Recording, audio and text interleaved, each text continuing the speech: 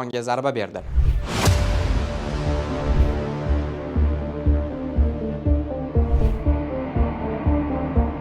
Bu nafaqat Isroil va Eron o'rtasidagi urush boshlanganidan beri, balki yarim asrlik AQSh va Eron o'rtasidagi ziddiyat davomida Qo'shma Shtatlar tomonidan aynan Eron hududiga berilgan ilk zarba hamdir. Shunday qilib 10 kundan buyon davom etayotgan Eron va Isroil urushiga nihoyat AQSh ham kirib keldi. Amerika Qo'shma Shtatlarining samolyotlari Erondagi 3 ta yadroviy obyekt Fordo, Natanz va Isfahonga zarba berdi. Prezident Tramp Eronga hujum qilish yoki qilmaslik bo'yicha qarorni 2 hafta ichida qabul qilishi aytilgandi, biroq bunday jiddiy qarorga kelish uchun Trampga atiga 2-3 kun yetarli bo'ldi. Reuters agentligining yozishicha, Eron yadroviy obyektlariga zarba berishda AQSh o'zining B-2 bombardimonchi samolyotlaridan foydalangan.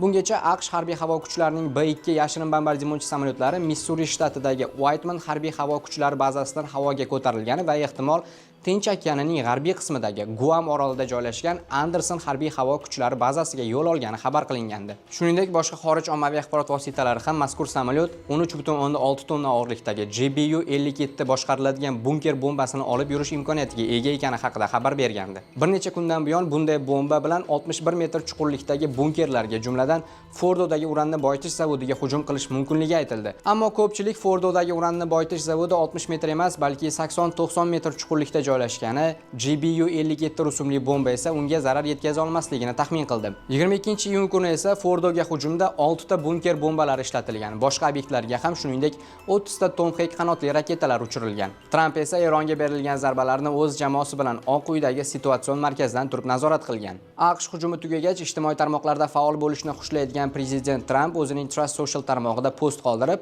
AQSh harbiy havo kuchlari allaqachon Eron havo hududini tark etganini ma'lum qildi.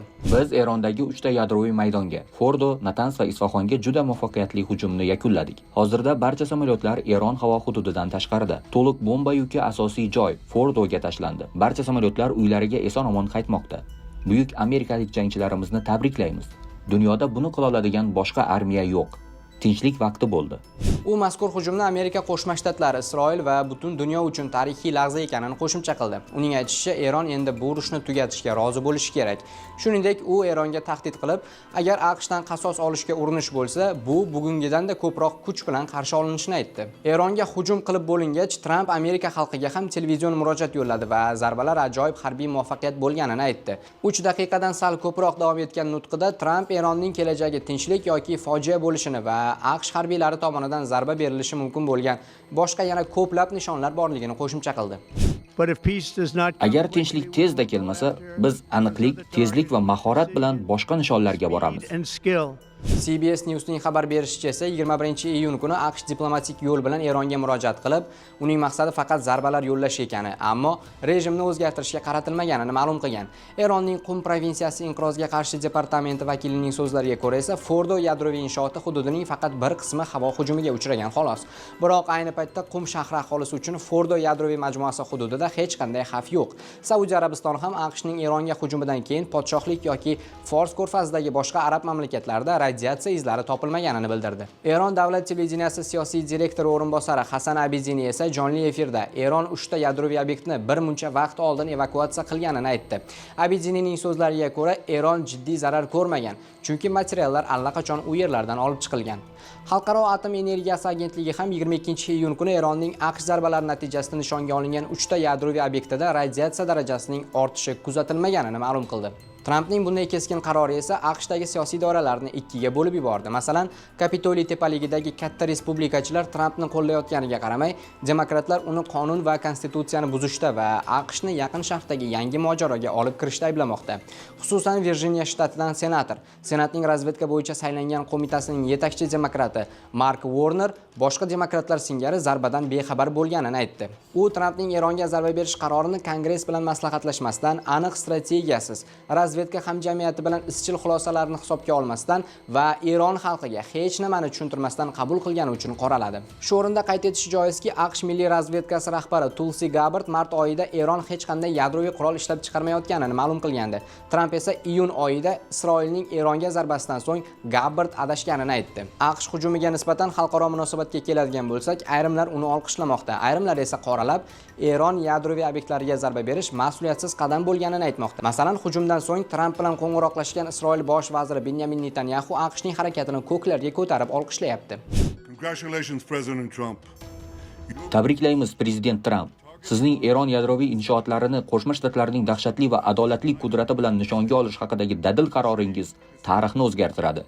Prezident Tramp dunyodagi eng xavfli rejimni, dunyodagi eng xavfli qurollarni rad etish uchun harakat qilganini tarix qayd etadi. Xalqaro munosabatlarda futbol tili bilan aytganda chinakam ofsaydda qolib ketgan Birlashgan Millatlar Tashkiloti bosh kotibi Antonio Guterres esa bunday harakatlarning oqibatlaridan xavotirga tushayotganini bildirdi. Bugun AQShning Eronga qarshi kuch ishlatganidan qattiq xavotirdaman. Bu allaqachon urush yoqasida turgan mintaqada xavfli kuchayish va xalqaro tinchlik va xavfsizlikka bevosita tahdiddir. Bu mojaroning tezda nazoratdan chiqib ketishi, tinch aholi, mintaqa va dunyo uchun halokatli oqibatlarga olib kelishi xavfi ortib bormoqda. Men a'zo davlatlarning keskinlikni pasaytirishga va BMT nizomi va xalqaro huquqning boshqa qoidalari bo'yicha o'z majburiyatlarini bajarishga chaqiraman. Ushbu xavfli soatda tartibsizlik spiralini oldini olish juda muhimdir. Harbiy yechim yo'q. Oldinga yagona yo'l diplomatiya. Yagona umid tinchlik.